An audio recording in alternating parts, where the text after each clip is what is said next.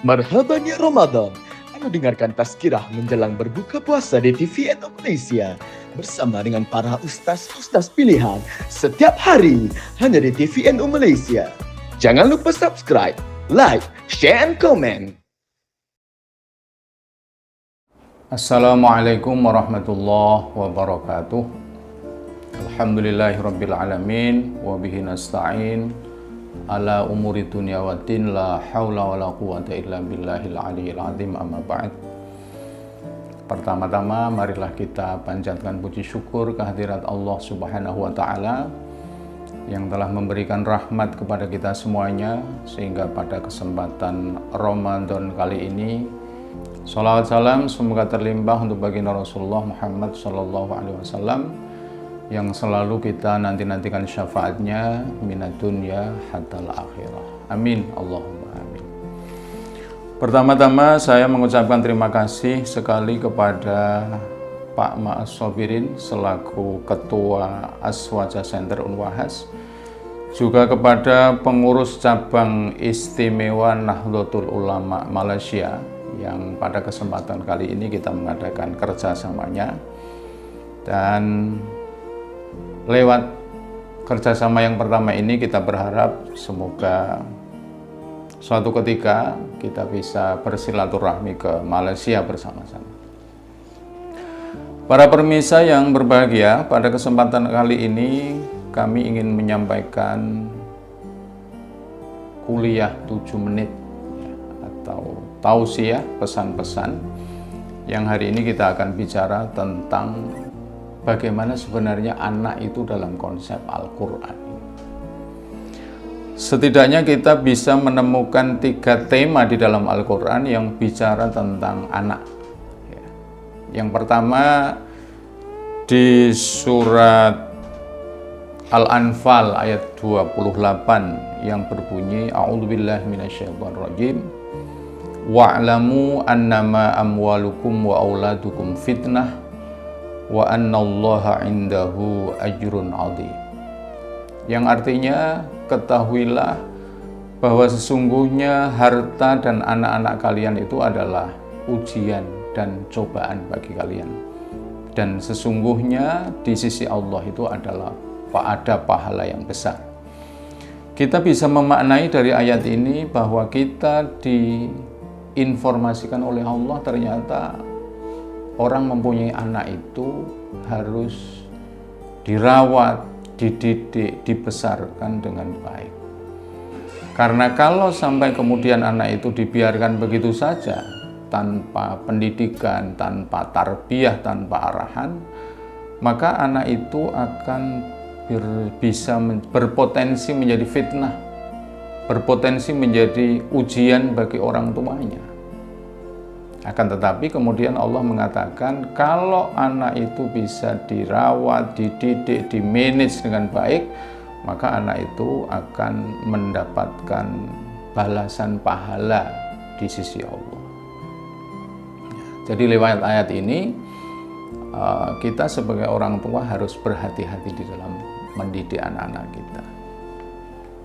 Yang kedua, terminologi Al-Quran memberikan pesan bahwa anak selain menjadi fitnah, anak juga bisa menjadi musuh. Nah, ini yang sangat berbahaya. Jadi anak yang dikandung oleh ibunya, dibesarkan oleh kedua orang tuanya, potensinya bisa menjadi musuh kalau tidak diarahkan dengan benar. Dan itu juga diinformasikan oleh Al-Quran. Tepatnya di surat At-Taghabun ayat 14, A'udzubillahi minasyaitonirrajim. Ya ayyuhalladzina amanu inna min azwajikum wa auladikum aduwwan lakum fahdharuhu.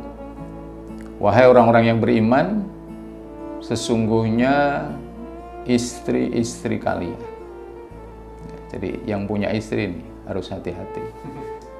Yang kedua, wa auladikum, dan anak-anak kalian. Yang punya anak juga harus berhati-hati, karena potensi istri, potensi anak lewat ayat ini At-Taghabun ayat 14 itu bisa menjadi musuh. Betapa fenomena hari ini bisa kita lihat. potensi istri yang kemudian bisa berbalik menjadi musuh bagi suaminya. Sama juga anak juga bisa berpotensi menjadi musuh bagi orang tuanya. Atau dalam istilah agama kita mengenal namanya uququl walidain, atau anak yang durhaka kepada kedua orang tuanya. Oleh karenanya kemudian Al-Quran berpesan fahdharuhum, maka berhati-hatilah. Istri harus diarahkan, dididik dengan baik. Demikian juga anak juga harus diarahkan, dididik dengan baik. Diberikan pendidikan agama, dimasukkan di taman pendidikan Al-Quran, di pondok pesantrenkan dan sebagainya.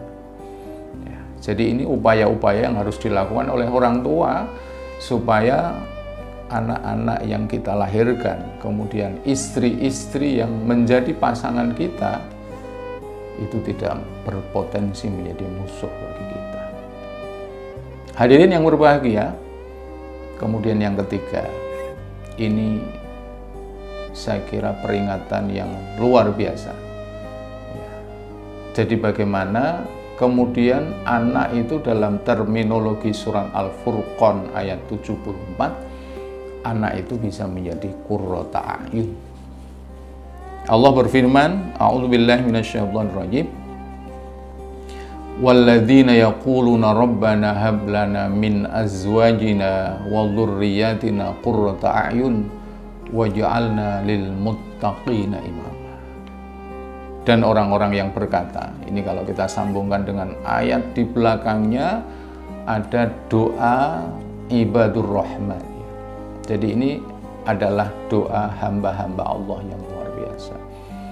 Dan mereka berkata, memohon kepada Allah, Rabbana hablana, ya Allah anugerahkan kepada kami, min azwajina, dari para istri kami, wa dzurriyyatina, dan para keturunan kami, qurrata a'yun, mereka yang sejuk kalau dipandang oleh mata.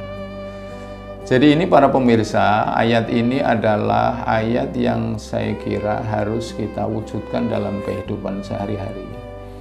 Artinya apa? Kita doa, kita mohon kepada Allah supaya para pasangan kita, kemudian anak-anak kita, keturunan kita utamanya itu menjadi qurrata a'yun, menjadi sesuatu kalau yang dipandang mata itu menyejukkan. Bagaimana caranya? Caranya salah satunya dengan tadi di pondok pesantren kan, dingajikan, dan kemudian juga diteruskan pendidikannya. Dan kita harus memilih, misalnya dalam hal ini, misalnya masuklah di perguruan tinggi yang sifatnya Nahdlatul Ulama, Nahdliyin, ya. Ada Unwahas misalnya, ya. Karena Unwahas itu adalah basisnya atau karakternya adalah Ahlus Sunnah wal Jamaah. Yang terakhir, kalau anak-anak itu kemudian bisa diarahkan ke sana, pendidikannya kuat, imannya kuat, keterampilannya juga ada, maka dia akan menjadi pemimpin bagi orang-orang yang bertakwa. Waj'alna lil muttaqina imama. Dan jadikanlah mereka, ya Allah, dengan orang-orang beriman, bertakwa itu menjadi pemimpin. Saya kira itu para pemirsa yang dirahmati Allah yang bisa kami sampaikan. Semoga sekelumit yang bisa saya sampaikan ini bisa menjadi manfaat untuk kita semuanya. Akhirnya, billahi taufiq wal hidayah wal afu minkum. Wassalamualaikum warahmatullahi wabarakatuh. Marhaban ya Ramadan. Anda dengarkan tazkirah menjelang berbuka puasa di TVN Malaysia bersama dengan para ustaz-ustaz pilihan setiap hari hanya di TVN Malaysia. Jangan lupa subscribe, like, share, and comment.